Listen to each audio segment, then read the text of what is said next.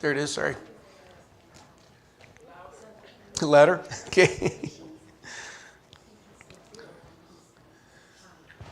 So I'm going to jump right back in, and mainly so that we can have some time to have some of your thoughts. We're going to talk about something that is inevitable to talk about, and that's our cell phones. So I've got mine here. In fact, I just checked with my wife, making sure everything's good. And so there's definitely some positive things for it. I've with me almost all the time. I bet you pretty much everybody in this room has one. It's not just a phone, it's a clock and a camera and a calculator, sound system, an organizer, calendar, note taker. It's a library, and it can also make phone calls, if you didn't know that. Keep track of where my family is. I have a friend, I got to see him last Sunday, Scott Rabb, a good friend of ours. He lives in Belgium. With my phone, I can communicate with him thousands of miles away, so there's some definite pluses. Before the telegraph was invented, it would have taken me 6 to 12 weeks to contact my friend Scott. So there's some great things that the cell phone has done for us. So one thing it's done for us is we are connected more than ever before. You know, if you have car trouble, you probably notice that in yourself, whereas in the old days, you'd be like, maybe I should stop and check on them. You know they have a cell phone, they're going to be fine, usually. It's nice to make sure your kids are okay, like I just did, and stay on top of your job. And I also want to throw this out there. In all the things we're talking about, we all know there's nothing new under the sun. It feels like it's new, and there's some things that you could argue haven't happened before in history, but you strip it down to the basics, it's nothing new. And God has promised that things to come will never be able to separate us from Him. Notice that phrase. We're never going to get to a level of sophistication where it's going to outrun Christianity or what God has given us. So it's not material to start worrying about stuff. Our world isn't any worse than it ever was. The bad and the good just take on different forms. But what makes us more vulnerable to it is if we don't see it. It's just we're kind of going down that path. I don't think it really serves any purpose to be doom and gloom and say, oh no, the future is going to be worse. We're not even very good at noticing how our inventions change us, let alone predicting things. And it's easy to look back on history, with hindsight. Not so easy to see your situation when you're in it. Just want to remind you about that. But here's the situation. In the 21st century, we are more connected than ever before. And I'll also emphasize this again. Whenever there's a major breakthrough, there are always side effects that were not predicted. And so we have trouble dealing with them wisely all the time. They kind of catch us off guard. If you don't make a conscious decision to address maybe the negative aspects of technology, you will remain ignorant of them, and it'll allow them to do more damage. So the cell phone has connected us like never before. We are becoming more disconnected than ever before, which is a strange side effect. Our contact with people is diminishing, whether you want to lay that at the feet of cell phones or not. But I think it's not a shocker. We all know this. Once upon a time, when you pulled into a gas station, a human being came out and you talked to him and he would fill your car with gas. Technology now makes it where you can do it yourself. You don't have to deal with an actual person. You don't even have to go inside. At the grocery store, you go to the self-checkout. You don't even have to go inside. You can just pick it up or even have it delivered. We're getting more and more to a point you don't even have to leave home. I joke about it, but I've often joked with my wife, Sarah, that someday we're going to drive by places and say, that's a store, kids. We used to go in there and look at stuff. You don't have to go into the bank and talk to a person. You just go to the ATM. More and more, you can live a life with less and less people. Technology has provided a way for us to be connected to everyone. On the negative side, technology has provided us a way to be connected to no one. Everyone is everywhere except where they are. Because of technology, you're never alone. That's a whole other side issue we don't have time to talk about. But whenever you're alone with your family and friends, it's just you and 1,000 other people. Research is showing that cell phones interfere more than we realize. They did a study with college students. This is relatively recent as well.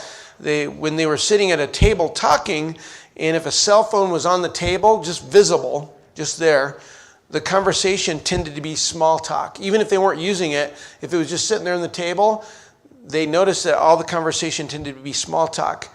Even if no one touched their phone, even if it didn't go off, everyone subconsciously knew they could be interrupted at any time. And so they never talked about anything significant. The person across from you might be with you, but they are also somewhere else. It's like talking to somebody with their keys in their hand and 1 foot out the door. And so our interactions with people are constantly interrupted.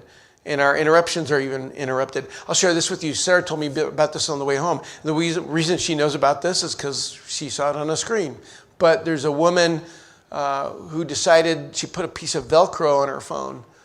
And then right by the door where the keys are, when she comes inside the house, she sticks the phone there. And that way it's not always with her. We're thinking about doing that. Little things, might be of use. And by the way, I always say this, but it would be perfect if someone's cell phone went off right now. If you could make that happen, that'd be great. Even better if it was mine. But here's a trade-off that we should be aware of. We have constant, continual, partial attention. And it's not hard to see the proof. Anytime you're in a group of people, someone will be on their phone. It wasn't that long ago. I think it was at Chick-fil-A, and there was this couple, and we were there a good hour, and they sat there across from each other on their phones the whole time. It may have been something going on, but you see it everywhere. A Christian should care about this, where you're there but you're not there. Do nothing from selfishness or empty conceit, but with humility consider one another as more important than yourselves. Do not merely look out for your own personal interest, but also for the interest of others. You should be aware of the person across from you. I know you are, but if the phone is constantly there, it's going to be difficult to have a conversation of depth that might help them. You can't do it if you're not there. And with a cell phone, you can be right in front of somebody and still not be there. And I've been so guilty of this. And it's easy to see it in young people. I was a teacher for years, taught high school, and one of the teachers I worked with, she told me about these two girls that were sitting right by each other, texting each other. I don't know if you've seen that. They're right next to each other, and they're texting each other. And this teacher noticed they were having a lot of fun, and so later, one of the girls was there, and she, pulled the girl aside and says, you know what, you guys should just have a sleepover, invite some of your friends over. That's what we used to do. And this girl said something very interesting. She says, yeah, that's fun, but if you get tired of them, you're stuck with them. And that's something to notice. If you keep your connection virtual, you're not stuck with people. You can just swipe them away. And maintaining that distance protects a certain level of isolation.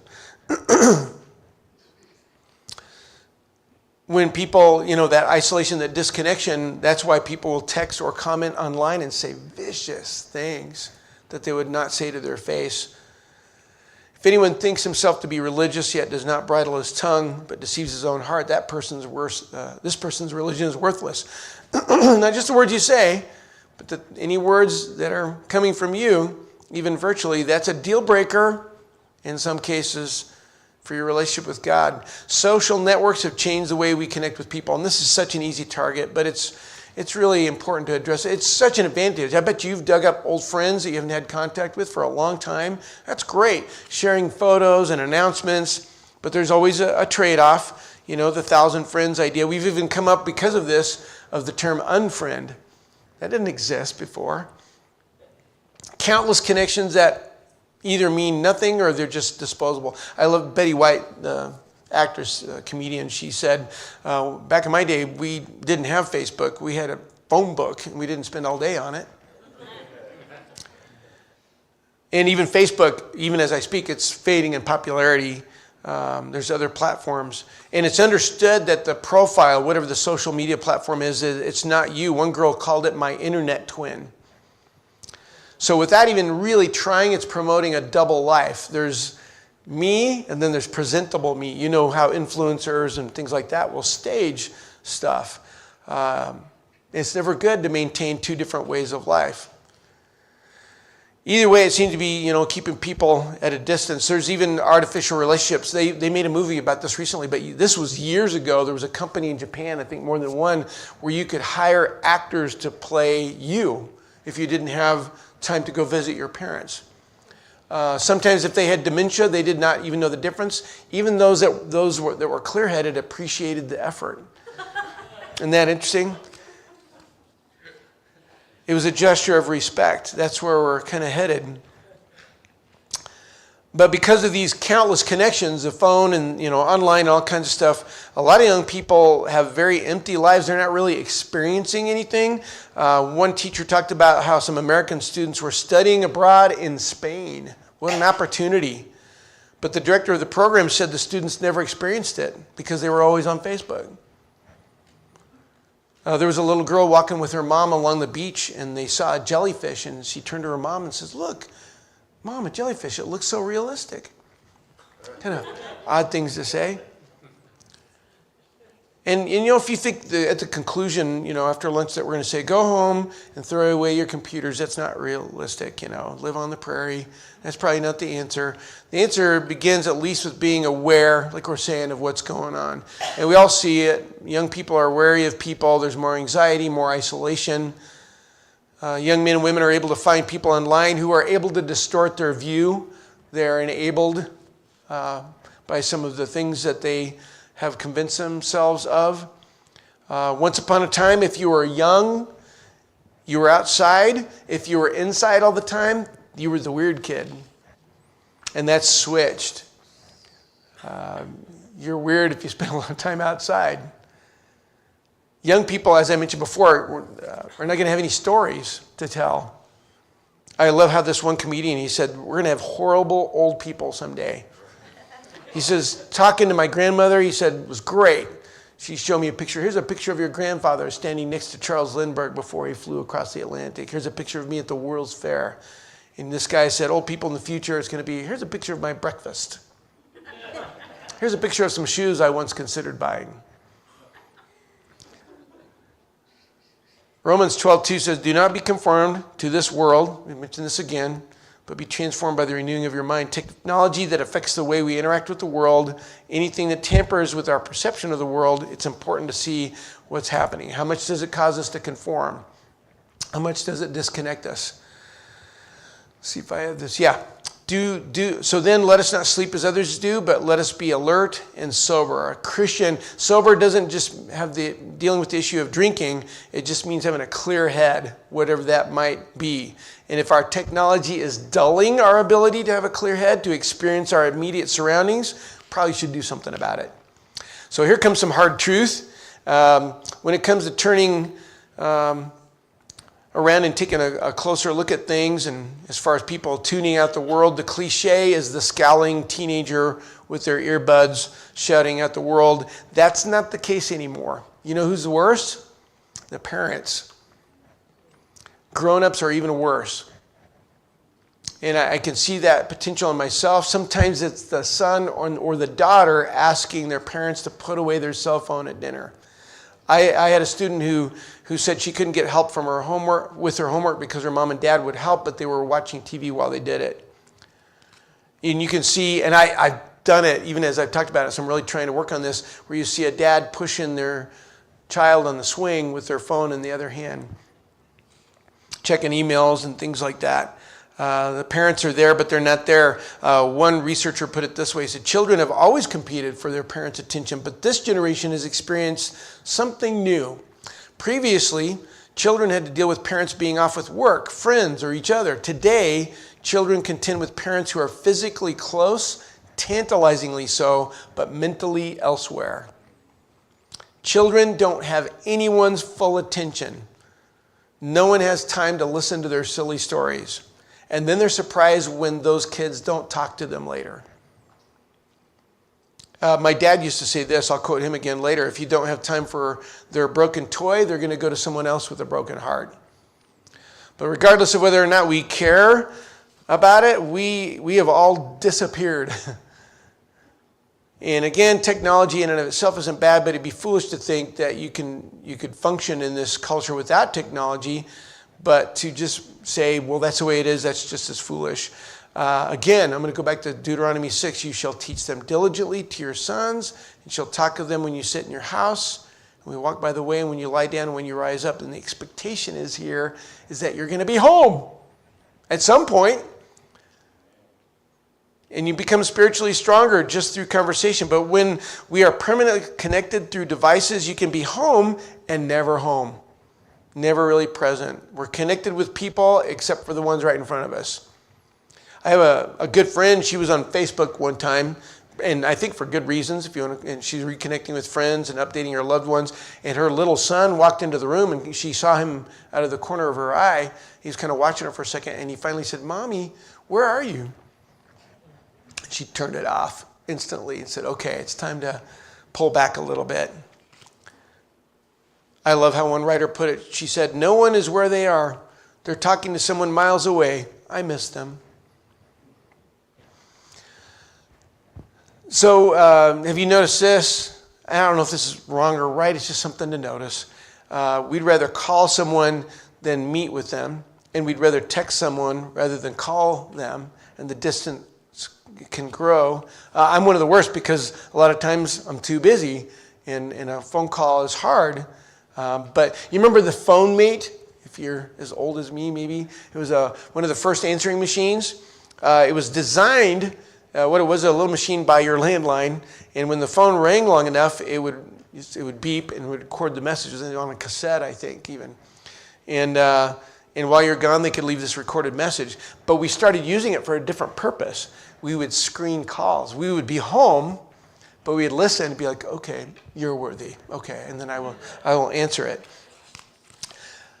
Most of our communication isn't even a phone call now, but it's not wrong, but it can have an effect. It makes people convenient. When you're having a real conversation, you've probably had this happen. When you're having a real conversation, you can pick up on little subtle cues in their face or the way they say things. You probably had this happen where you texted something and then it was taken wrong. You said, no, I meant I'm fine. I wasn't being sarcastic. I think that's why we invented emoticons, is so you can fix it. Say, "No, I'm happy. It's cool. I'm fine." Somebody pointed out, I thought this is kind of funny. We're regressing to hieroglyphics. Is what's happening. We laugh. You know what the word of the year was? Because they pick I can't remember which university, they pick a word of the year. One year it was unfriend. One year it was the smiley face. It wasn't even a word. Yeah. But texting isn't the same as communicating face to face. I remember the day I heard down the hall at the school I taught at, and a kid yelled down the hall. He said, "LOL." He was talking in text language. JK. So interactions are kind of changing. People talk about dealing with email as if it's a burden. I got to get rid of these emails. Can you imagine talking about that with letters? And back in the day, I got another letter from a friend. You got to trash it, throw it away. And so we know, but on the other side of it, we know our messages are easily discarded. I bet you've texted people and they clearly didn't read the whole thing, My favorite, I always pick on my sister. She'll send me a text that somebody else sent her, and then after it's over, say, "Oh, this is from so-and-so." And one time it was like we were in an accident and there was a heart attack, and I was like, What? And it says, "Oh, by the way, this is from somebody else." Like, don't do that. So there's something missing in our communication sometimes. I'm just as bad. I'll send stuff. Oh, I did it the other day. I sent it to the wrong person. You've probably done that. Yeah. But more than a few people are starting, something's happened. I find this very interesting. More than a few people, a lot of them from the younger generation, are starting to, there's kind of a backlash. A lot of them are fading away, slouched in the dark with their game system. But a bunch of them are starting to wake up. One group called it going Amish. And they will contact their friends, say, "Okay, I'm going to call you, but here's the deal. You can't be playing a game or skimming a website or texting anybody while we're talking." They prearrange that because they know that's what we do. And just for the record, there is no multitasking. I want to emphasize that again. I know we would really like that to be true. There's a little exercise I can have you tried to, it kind of proves it, but if we have time. But here's something that we're all guilty of, I suspect, at least at one point. We are very, very busy because of our technology, and it's very appealing because busy feels important, and we can even convince ourselves we're doing it for other people, but it can actually be very selfish. I'm going to go back to Martha here. He said, Martha, Martha, you are worried and distracted by many things. And Martha, Martha is just like me, but just before this point, you can kind of spot something that's easy to miss. What's motivating her? But Martha was distracted with all her preparations, and she came up to him and said, Lord, do you not care that my sister has left me to do all the serving alone? Then tell her to help me. She said it twice. What she's doing looks selfless, but it looks like she's doing it for other people, but it seems like she's focused on herself. And this can hit, I know it hits me right between the eyes. I'm working the extra hours for my family. I'm doing it for them. I have to go put food on the table. And in particular for fathers, we know fathers that maybe have young children. It's important to remind them, man shall not live on bread alone, but on every word that comes out of the mouth of God. Scripture is being compared to food, and our busyness, putting food on the table is great, but there's more than one way to starve to death. My dad said this: we need more fathers who come home from work so they can come home and do their job. But we're busy, even when we get home. If work is always robbing you of time with your family, if it's interfering with making sure they spend time with other Christians, something's wrong. Get a different job. I know it's easy to say, but this quickly transfers to sons and daughters. Young people will miss the assembly and they're for work, and it's not because they're trying to make ends meet or surviving. They're just for stuff. And I remember somebody said, well, they need to learn responsibility. No, first responsibility with God. But work is often used as a get out of responsibility card. There's another thing that's happened in Japan recently that might indicate our own future. I wouldn't be surprised if it's happening now. But they even had to invent the word. It's called karoshi, and it's sudden death from overwork. People actually just dropping dead from overwork. Heart attacks, strokes, malnutrition. Relatively young people. Everyone trying to out-busy each other. And being busy can be a smoke screen to cover an empty life. This kind of important to kind of point at ourselves. Because of everything that we've been talking about in all our busyness and technology, one side effect is that we are unavailable. We are uninterruptible. We're moving at full speed and somebody comes up and says, hey, can you do this? Are you kidding? I can't add one more thing to what I'm already doing. There's nothing left to give to anyone. And something important to notice about Jesus, the man that we're supposed to be using as our example, when he talked to the woman at the well, she wasn't on his schedule. He had to pass through Samaria. She was not on the itinerary. Jesus, therefore, being wearied from his journey, was sitting by the well. She just happened to be a person he met. He was there because he was tired. The disciples are getting food in town. This was not a destination. He was passing through, but he made time for her. Same with another person, and he entered and was passing through Jericho. That's when he meets Zacchaeus. He was passing through. For Jesus, people were not on his list. He went about doing his job, and his next job was the person right in front of him. They were not an obstacle. They were an opportunity. And you know what? This kind of brings a certain amount of adventure to your life as a Christian. You don't know what's going to happen next. What if you didn't plan everything? I think maybe the most important thing that you're going to do tomorrow is probably not in your plans. Some of the biggest stuff that has happened to you in your life was not on your calendar. There will be wonderful interruptions, maybe with your family and others, and we'll miss out if we don't slow down and pay attention. You can miss out on the significant moments of your life. So that's an important question. Am I interruptible? And this leaves some wiggle room for unexpected blessings that can come your way. And if you reduce your schedule, which is hard, you're going to enjoy what you're doing more. You'll have the joy of anticipation. And then the joy of contemplating it before the next thing is jumping all over you. The interruptions won't be annoying. They'll be the best part of your day. So Christians talk about being a servant just like Jesus. We might like the idea of serving others, helping people, say, yeah, I really think that's a good idea. But our lifestyles, if they make us unavailable, that's going to be a problem. There's no energy left to be a servant, but we're created to do it. For we are his workmanship, created in Christ Jesus for good works. We're designed to do that, especially for Christians, which God prepared beforehand so we would walk in them. And strangely enough, the world is confirming it in research. It is physically good for you to help other people. There's even a book called Why Do Good Things Happen to Good People? It actually physically helps you to help other people. They're even talking it increases your lifespan. But you have to get past the selfishness. I'm not saying that you do this to get heaven points, because that's not in play. You're created to do this. If you're not doing it, you're doing it wrong. Your life needs a little bit of flexibility in order to do what God expects from you. We're told, you shall love the Lord your God. See if I messed this up. I did. You shall love the Lord your God with all your heart, with all your soul, with all your mind. You shall love your neighbor as yourself. But our current way of living can interfere with that. I thought, I'll go ahead and tell you this. A few quick examples. And you've heard stories like this. You've probably been part of stories like this.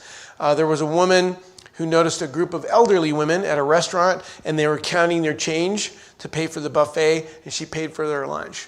If she was on her cell phone, she wouldn't have seen that. A friend of mine, she was going home and she saw somebody moving in, just a couple of people unloading a van. She went home, got her 2 sons, and they went and helped.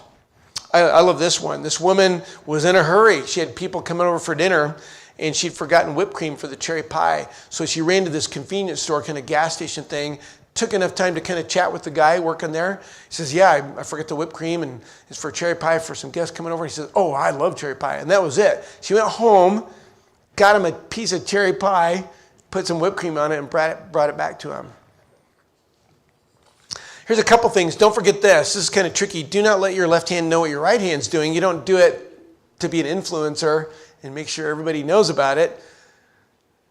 Do not let your hand know what your left hand know what your right hand is doing, so that your charitable giving will be in secret, and your Father who sees what is done in secret will reward you. It's nice to share stories. I think it's important to be like, I got this great opportunity to do this, but you know the difference between we're using it for admiration. But in order to pull this off, you're going to have to be present. You're going to have to slow down and take a look around. You have to be interruptible. My sister walked into a restaurant one time. This kind of captures a lot of what we're talking about. And she looked over and said, well, that's unusual. It was a family praying. It was pretty unusual to see in public anymore. But as she got closer, she saw they were all on their cell phones. And here's an interesting coincidence. Cell and net, both of these words are also used to describe a lack of freedom. And all these things we're talking about, it's not a higher form of Christianity. I think there's only one version of Christianity, and this is it. I don't want to imply that this is an option for us. We have to make improvements. But like I say, it's going to take some effort. You kind of have to get past that feeling of being reprimanded and say, yeah, I know, I should do better. No, to be excited and say, this could be pretty exciting what could happen. It could be fun. Otherwise, it'll just, pull you back in. It's easy for it to happen. But spending more time with your family, spending more time with Christians, that's always a smart move. And that's when you get ready for blessings, especially unexpected blessings. So here's what I did as I moved so fast. We got extra time now. So I'm really curious what you have to say about the cell phone. I do have a couple of other things that I can add, but I want to give you first shot at this. How do you feel about this in particular? Definitely some positives. Good. Negatives. Because I've been with people, and good people, and we'll be having a conversation, their phone goes off, they grab it. Yeah. They'll answer this text in the middle of the conversation? And for me, that's rude. Just reacting on the phone, when we're in a conversation, this room.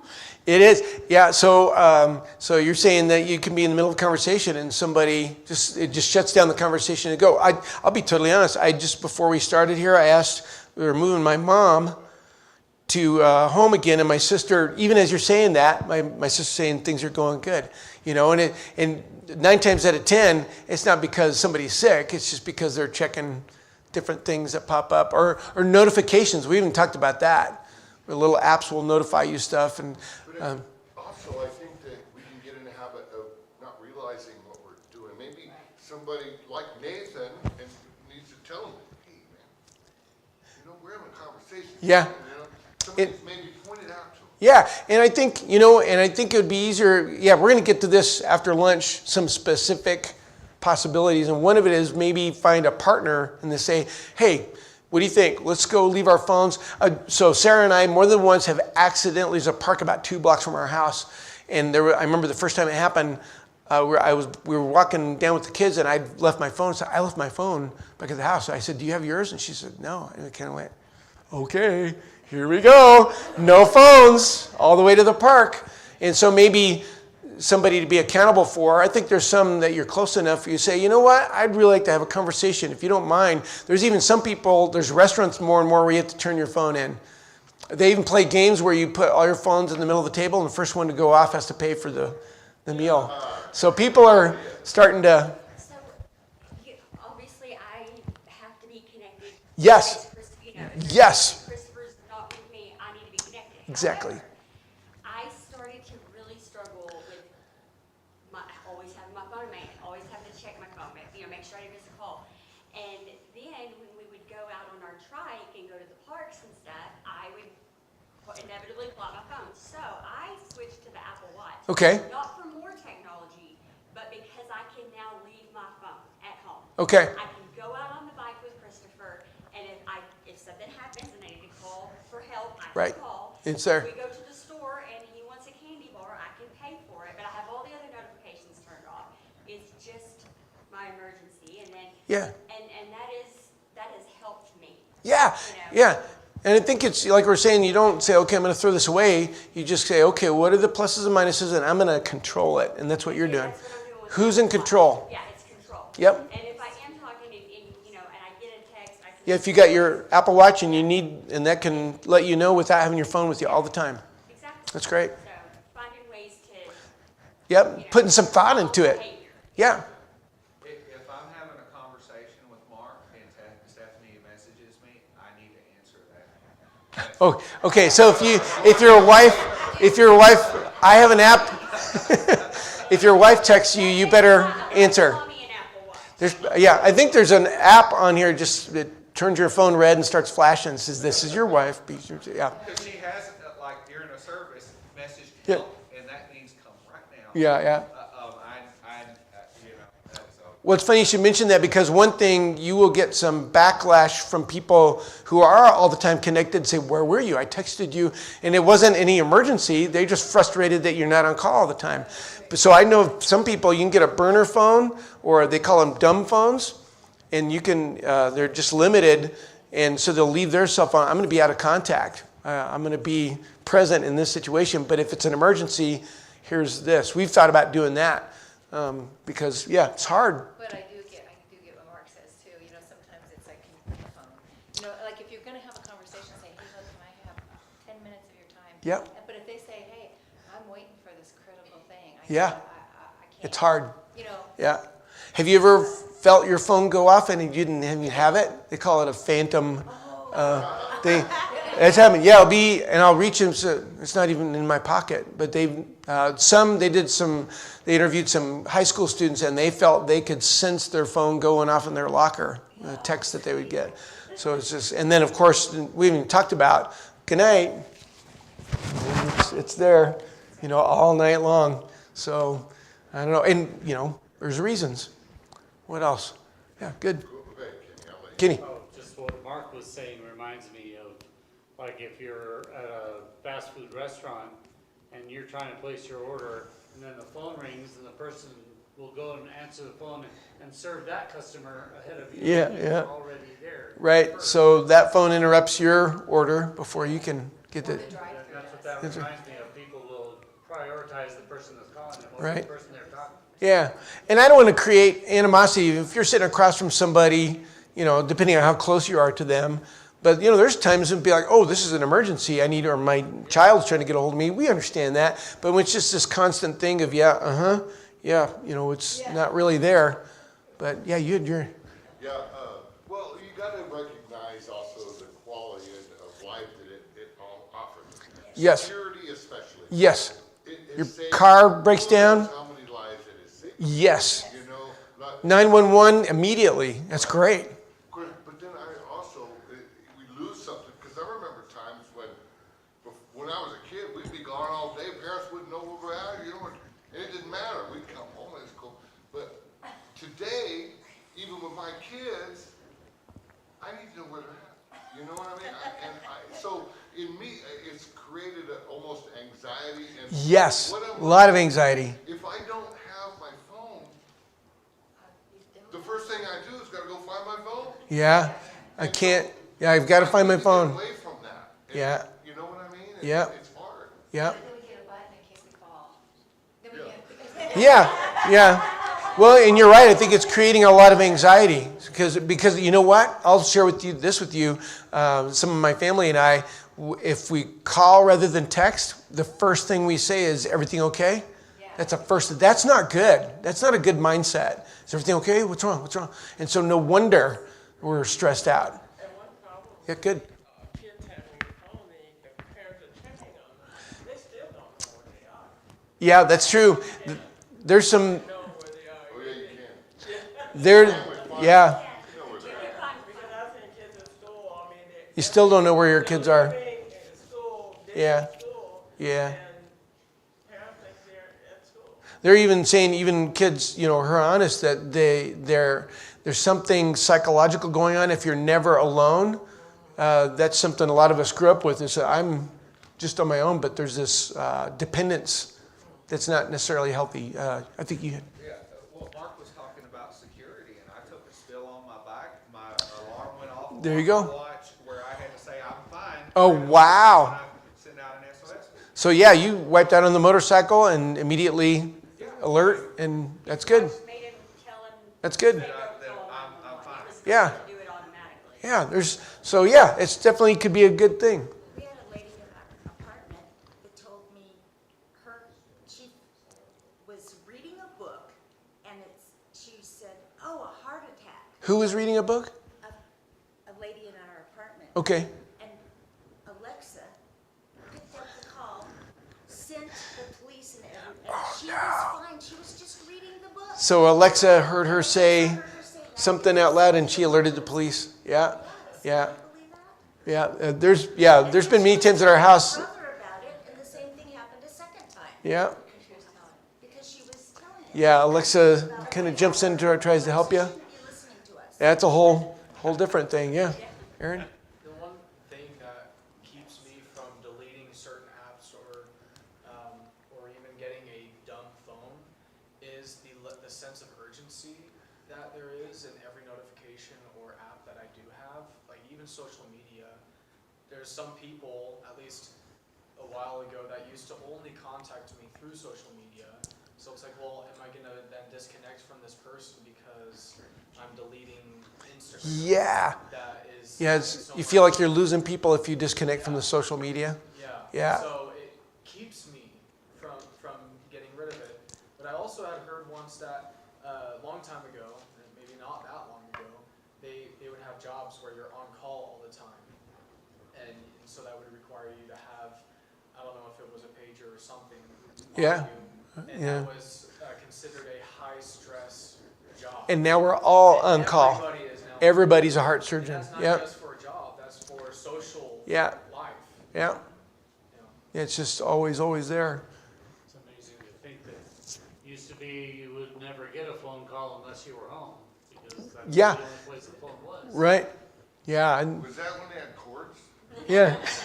Crank the things. Yeah.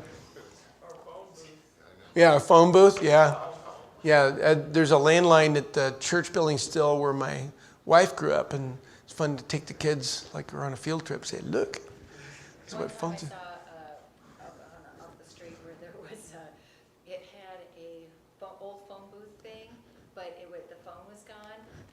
mailbox. Oh, And I was like, wait a minute, what are they trying to a do? mailbox inside a phone booth? No, it was right next to it. Oh. So I said, like, you got mailbox, now the phone is gone, so I guess they're suggesting you go back to the. Might as well just go snail mail. I was like, Yep. really?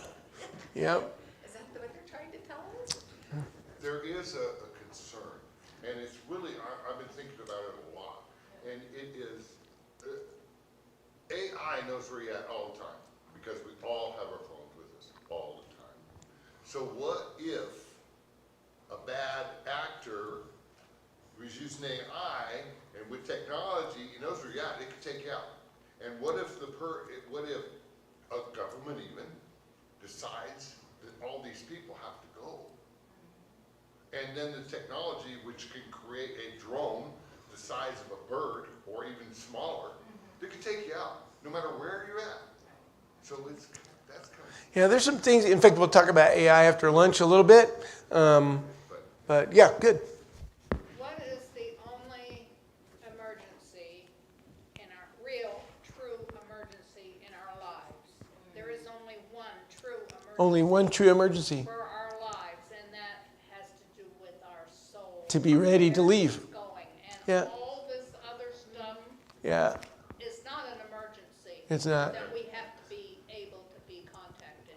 Yeah, I think we begin to realize why everybody's so tense all the time and why you have angry people. That's helped me recently. You meet angry people and it helps to know they are going through horrible things at home. And they're, if they're not Christians, Ephesians talks about without God in the world, what a horrible life that would be. And so they're on their own. So it makes you have a little more compassion for them. But yeah, you're right. There's only one true emergency. I'd always say, it's not a wise phone, it's a smartphone. Yeah. Because I've known people like that, oh, they're really smart. Yeah. Maybe they're not that smart. Yeah, But the dumb things they do, Yeah.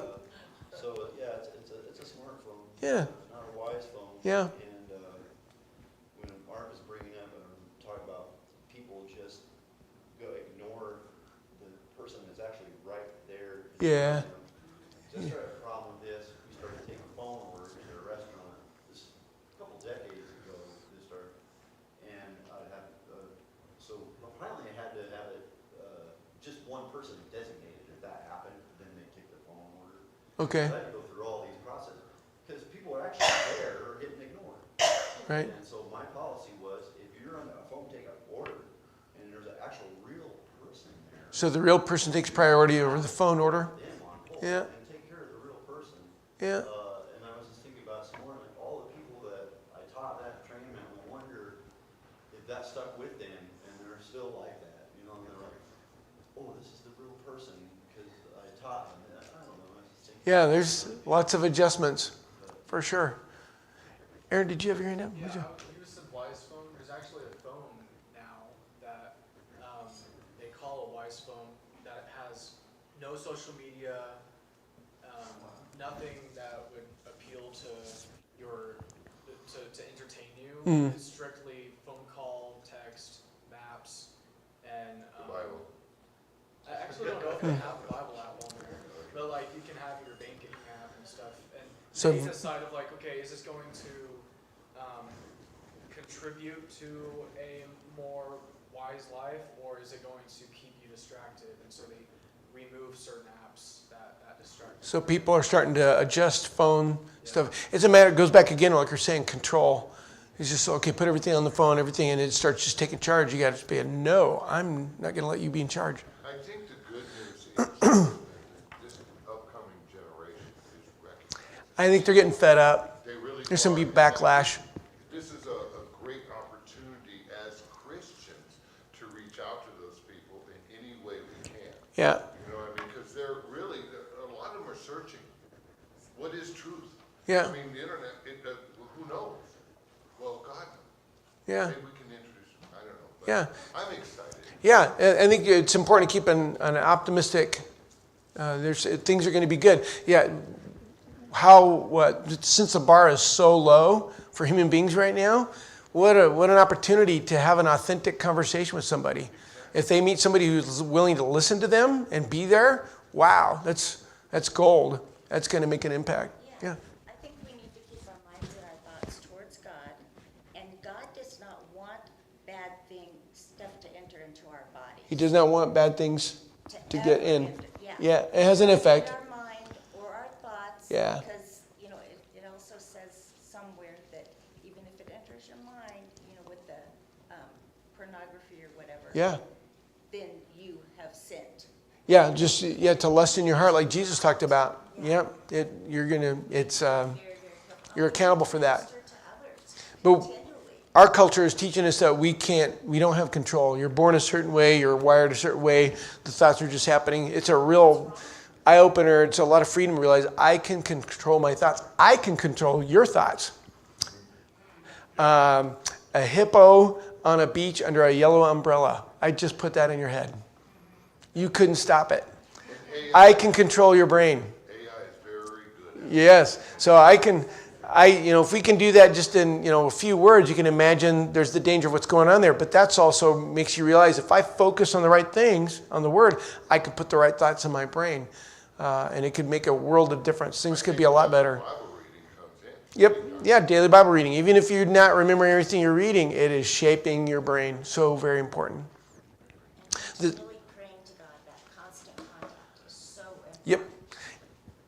The same one who made this is the same one who made this. So it just makes sense that he knows what to do. Remember what Christ did Yep. for each of us. Yep. Dying on the cross. Yep. Horrible death. Just to save us. To Yep. accept him and ask for forgiveness Yep. for our sins. A good mindset is to get up every day and say, okay, he's my king. If he's really my king, how's that going to affect my decisions today? And just to be conscious and be aware. I'll tell you really quick a quote from a movie. It really struck me. We'll end with this. I think we're going to close with prayer before lunch. Probably, okay. This person said, everywhere you look, everywhere you see, almost everybody is asleep. But there are a few who are awake, and they live their lives in constant and total amazement. I think that's a Christian, is we're awake. We're awake where we need to be. We need to wake up every day and really wake up and look around. And enjoy God's creation. Yes. Yeah. Wouldn't it be a shame if you missed it? Yeah. Yep. Okay. And the people that are calling woke are the ones that are actually asleep. The ones, yeah. It's so easy to go back to sleep. And Yep. has everybody seen above the door what Yeah. Mark put? I didn't put that in. Well, Kenny did. It's been there for years.